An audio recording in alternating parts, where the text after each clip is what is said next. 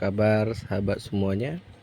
Baik, pada jumpa kali ini saya akan membahas tentang ilmu pengetahuan sosial masih di kelas 7 ya.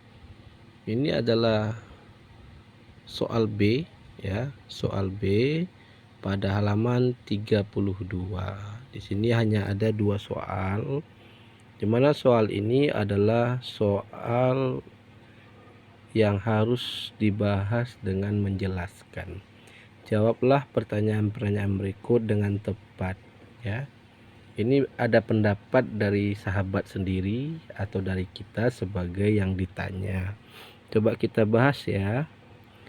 Soal pertama, menurutmu bagaimana media sosial dapat menjadi sarana yang baik dalam proses sosialisasi? Jelaskan jawabanmu. Oke, yang di sini yang harus kita perhatikan ya sahabat ya, adalah proses sosialisasi. Nah, proses sosialisasi ini kita akan memenuhi unsurnya, yaitu ada agen sosialisasi. Kita ingat kembali di awal kita pernah bahas mengenai agen sosialisasi ya. Agen sosialisasi ini adalah keluarga, sekolah, teman sebaya atau teman sepermainan, kemudian ada media massa. Sekarang kita lebih dikenal dengan media sosial. Media sosial ini hampir setiap individu masyarakat memiliki media sosial masing-masing ya. Banyak model dari media sosial ini.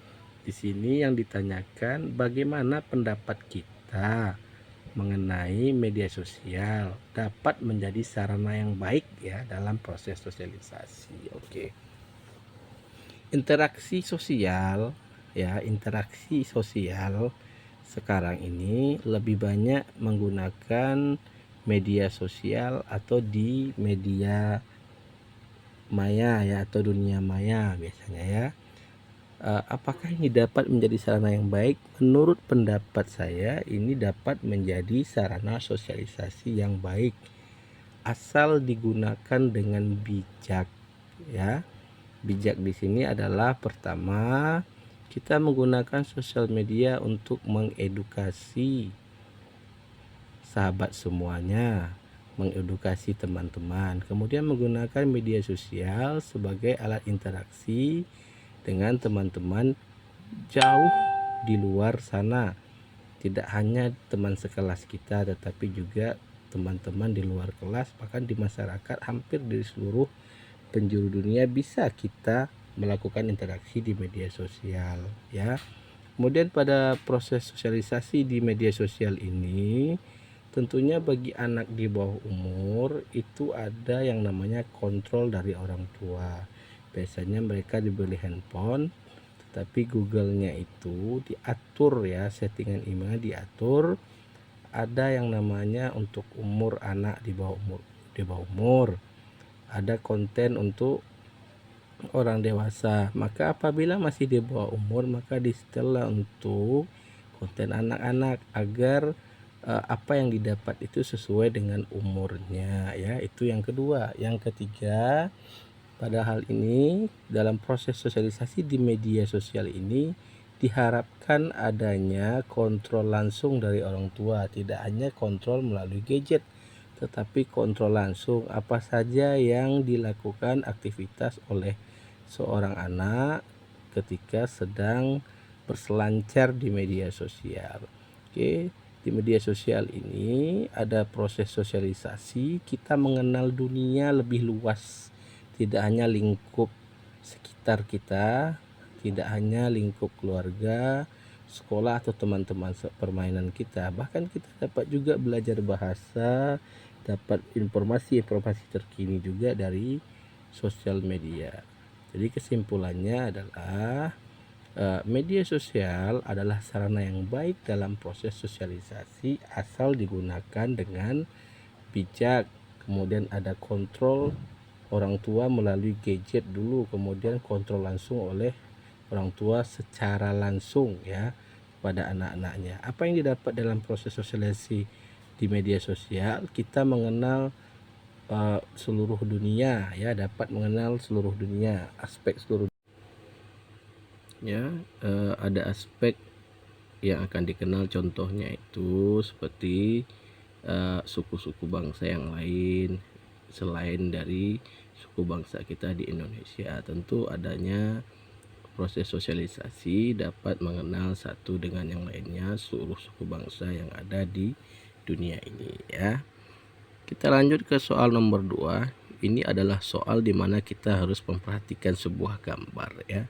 Yang ditanya pada soal nomor 2 ini adalah jenis norma apa saja yang harus diperhatikan oleh siswa-siswa pada peristiwa yang ditujukan pada gambar di atas. Kemudian kita jelaskan ya. Kita lihat di sini ada beberapa hal ya. Ini adalah sebuah ruangan kelas di mana siswanya itu menggunakan masker dan semacam pelindung wajah. Berarti ini adalah contoh kelas di mana pada masa pandemi dahulu ya. Contoh kelas pada masa pandemi di mana ada social distancing di sana, di mana juga ada peralatan perlengkapan untuk semacam masker ya, untuk mengatasi virus yang menyebar ya. Jadi norma apa yang berlaku di sini? Nah, yang pertama, kalau kita di sekolah ataupun di sebuah kelas pembelajaran, tentu norma yang berlaku adalah norma agama ya. Dimana kita awal dari pembelajaran itu kita harus yang namanya berdoa dulu sesuai kepercayaan masing-masing ya. Yang kedua itu adalah norma kesopanan, di mana seorang siswa tentunya harus sopan kepada yang lebih tua, ya ini dalam hal ini adalah guru sebagai orang tua di sekolah. Kemudian ada teman-teman dan kakak kelasnya juga yang harus mereka hargai, menghargai pendapat teman dan pendapat orang lain ya, agar tidak rusuh nanti yang di dalam kelas. Kemudian ada norma hukum di sana. Hukum di sini kita berkaitan dengan tata aturan yang ada di sekolah ya. Dalam hal ini yang pertama, ketika menggunakan masker pada masa pandemi itu masuk ke dalam norma hukum ya. Ada sanksinya itu nanti apabila tidak menggunakan kelengkapan tersebut, agar pembelajaran dalam tatap muka ini berjalan dengan baik ya. Kemudian ada social distancingnya. Kemudian ada juga aturan dari sekolah memakai seragam, datang tepat waktu. Nah, itu adalah masuk ke dalam norma hukum. Kemudian norma yang akan ditaati pada sekolah atau siswa-siswa ini adalah norma kesusilaan, di mana laki-laki dan perempuan tentu pergaulannya di sekolah akan dibatasi oleh aturan tersebut ya. Tidak mungkin kalian pacaran di dalam kelas ya atau di sekolah, itu hal yang termasuk ke dalam pelanggaran norma kesusilaan. Oke. Paham kan sampai di sini, sahabat? Sahabat, sekarang kita lanjutkan ke soal uji pemahaman yang B ya, di halaman 45. Ini juga ada 2 soal sahabat ya, kita fokuskan soalnya ya. Kita lihat, ini soalnya cukup panjang. Soal pertama, kegiatan belajar selama pandemi dilakukan secara jarak jauh dari lokasi masing-masing guru dan siswa dengan memanfaatkan media komunikasi seperti telepon seluler, komputer, dan internet.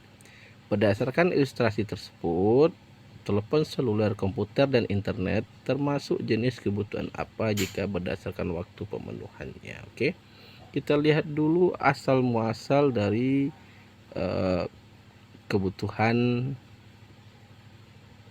telepon seluler, komputer, dan internet. Asal muasalnya ini adalah kebutuhan mewah ya, kebutuhan akan barang mewah atau disebut dengan barang tersier.